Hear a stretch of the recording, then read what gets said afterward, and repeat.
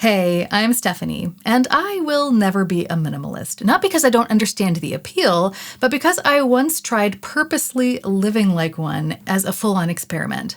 I thought I understood what minimalism was before I tried it, but 3 months later, I had a Target-branded nickname, a basement filled with kitchen appliances, and some very strong opinions about fruit bowls. Turns out, living in a beautiful space is very different than living beautifully. Let me explain. See, for a long time, I thought that minimalism was just enforced scarcity, a fancy rebrand for being broke, because I had been there and done that, and although that time of my life taught me some very valuable life lessons, it also taught me that I like things. I like to have more than one lipstick, I like variety, and I like to live in a home that feels lived in, with the kind of disorder that comes along with actually using my stuff. But even as I dismissed minimalism, part of me kept circling back to it. Because while I couldn't imagine living with just one pair of shoes and a single fork, I also couldn't deny how peaceful those sparse and curated spaces looked.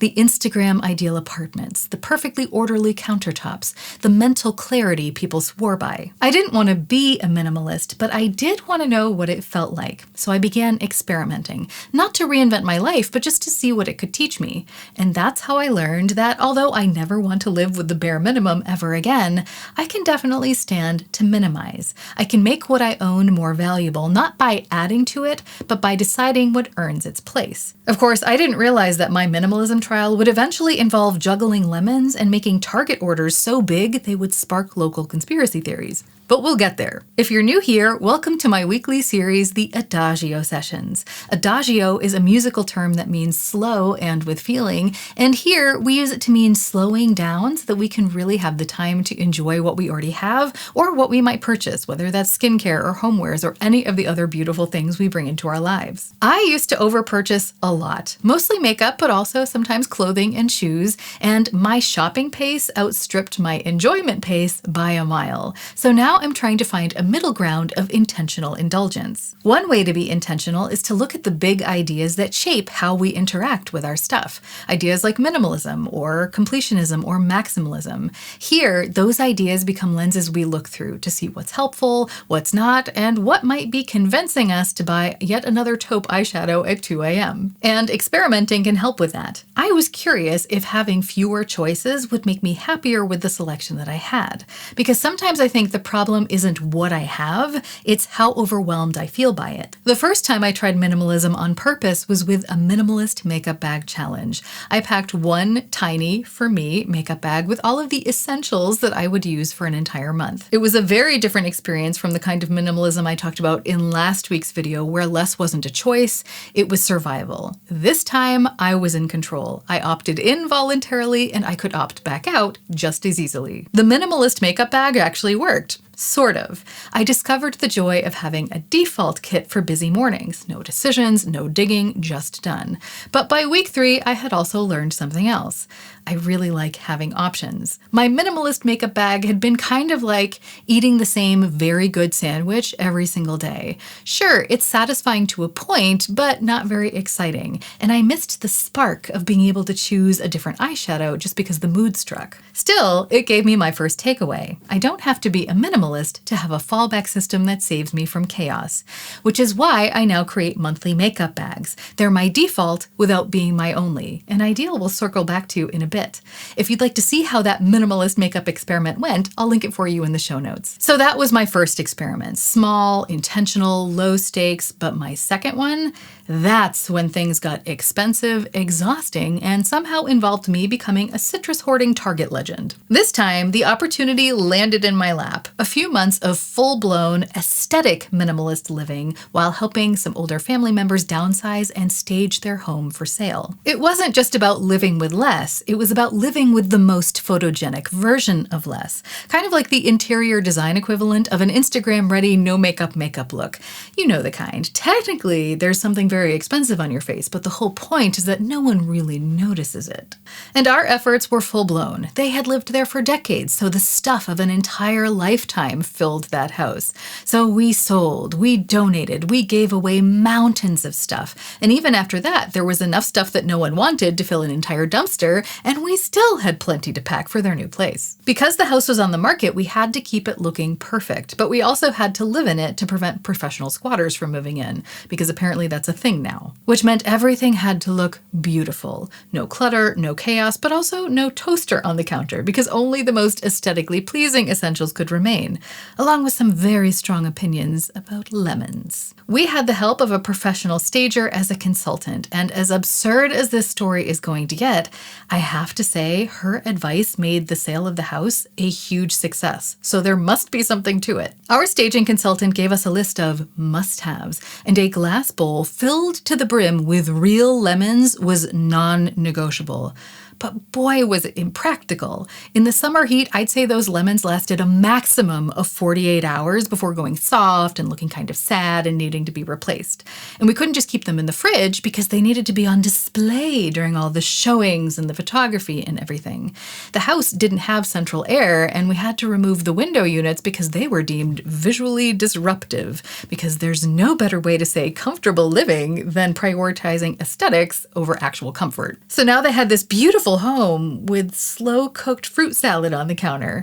We went through so many lemons that the cashier started giving us some serious side-eye, like we were running some kind of underground lemonade stand. But if I thought the lemons were bad, I hadn't met my nemesis yet: the pillows.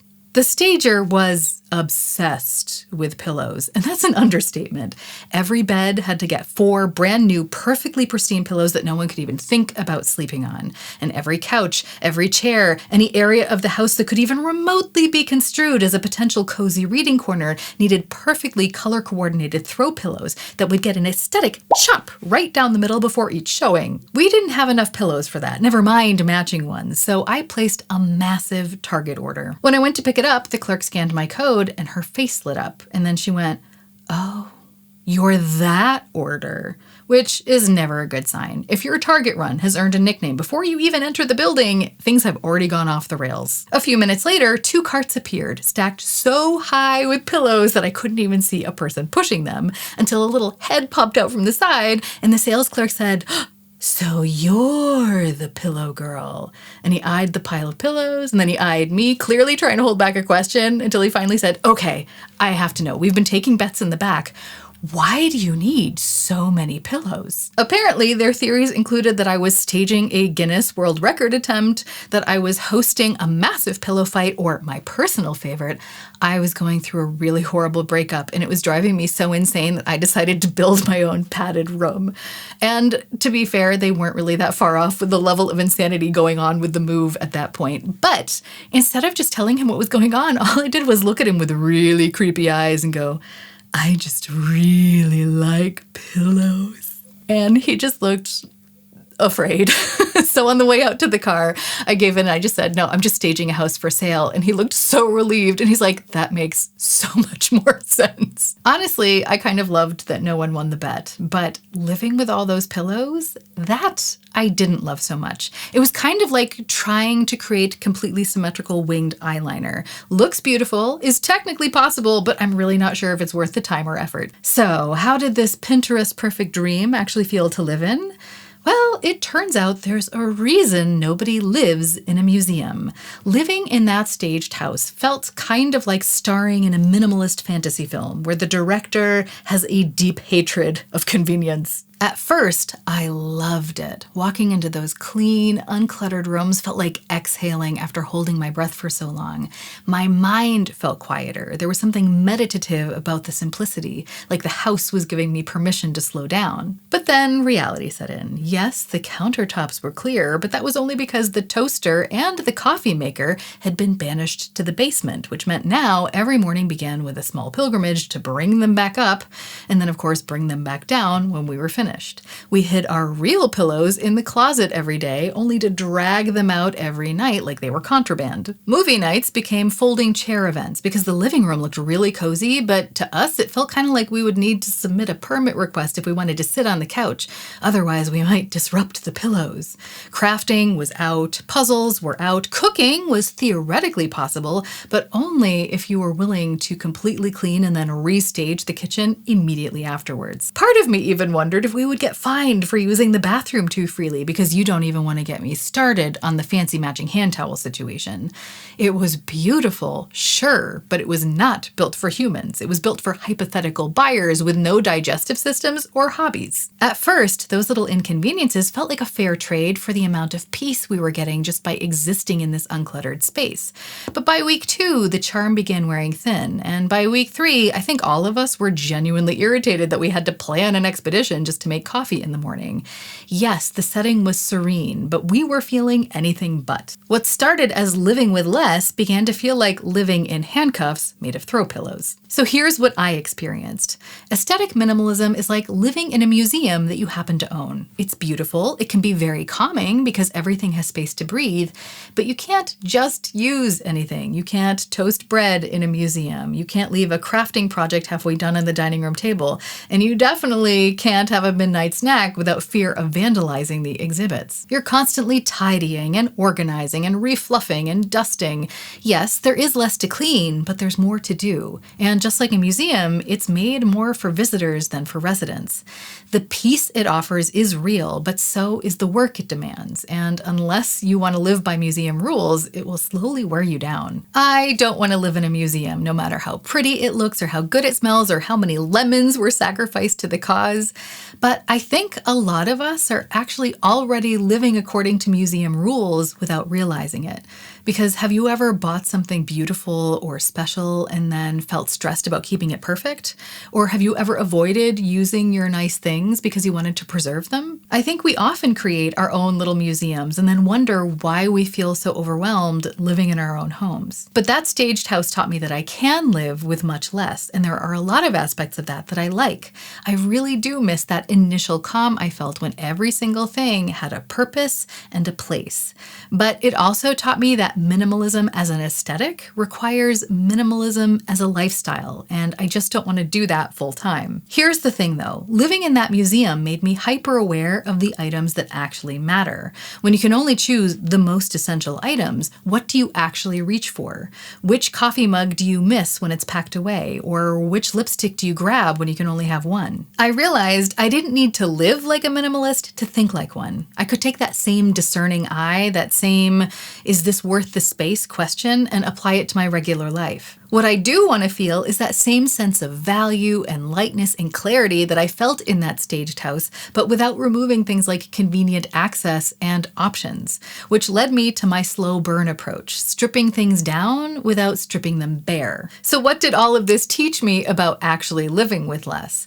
Well, I've learned that minimizing isn't just about decluttering. It's also about looking at your stuff and your habits with more clarity. Sometimes that means learning what our priorities actually are, not what we think they are, not what we think they're supposed to be, because it is wild how easily other people's beliefs can sneak in and influence our own.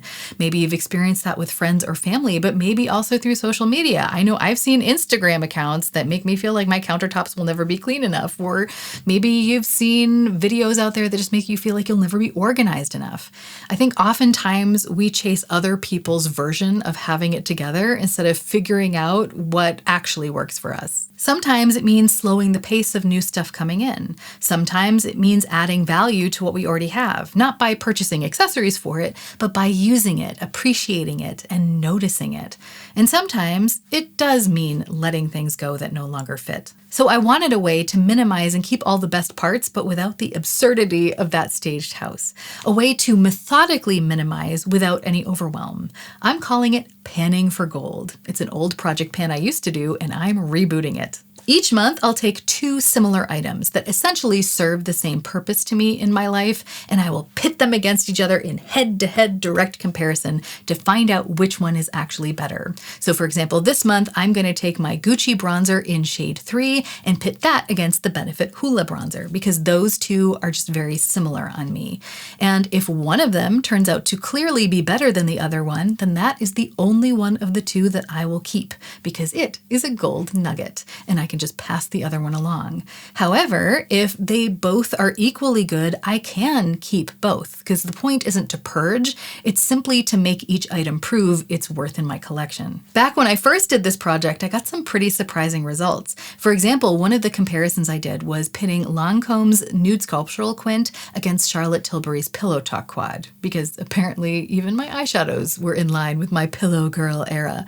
But basically, I realized I could get the same look out of both of them, and so I just used one on one eye and one on the other for a bunch of consecutive days, and I just came to realize that the Lancome formula just served me better. I liked the finishes better, and it gave me more flexibility. And that ultimately made it easy for me to declutter my previously beloved Charlotte Tilbury Pillow Talk quad. And that's a result I never would have expected to come to. So if you want to watch that, I'll include it here and in the show notes. And I'm not just going to be doing this with makeup. I'll be doing it with my skincare and clothing and shoes and accessories to see what happens. This is a very adagio way of seeing what actually adds the most value to my life. I realize it's not as satisfying as an instant and dramatic closet clear out, but this way is calmer and more logical, and it actually teaches me something about what I reach for, why I reach for it, and why I like it or why I wanted to like it, but actually don't. It will help me keep only the goldest of nuggets, and more importantly, it will help me make better choices going forward, what to buy, what to skip, and what actually matters. In my current situation, I'm not moving, I'm not under any time pressure. I really like this putter declutter method better than one big purge, because there's no decision fatigue and there's no fear that I'm going to get rid of the wrong thing. Because if I do choose to declutter something, I can do it with joy, because I will know that there's something else in my collection that's just serving me better, that's adding more value. That's hard data that I can use to be really certain. It's a slow, ongoing audit of what I actually use and love now. And it stays interesting because there have been several things that I definitely thought would be a gold nugget that I no longer have because they ended up not being worth keeping. Do you want to try panning for gold with me? If so, all you have to do is choose two similar things from somewhere in your house and directly compare them for a couple of weeks.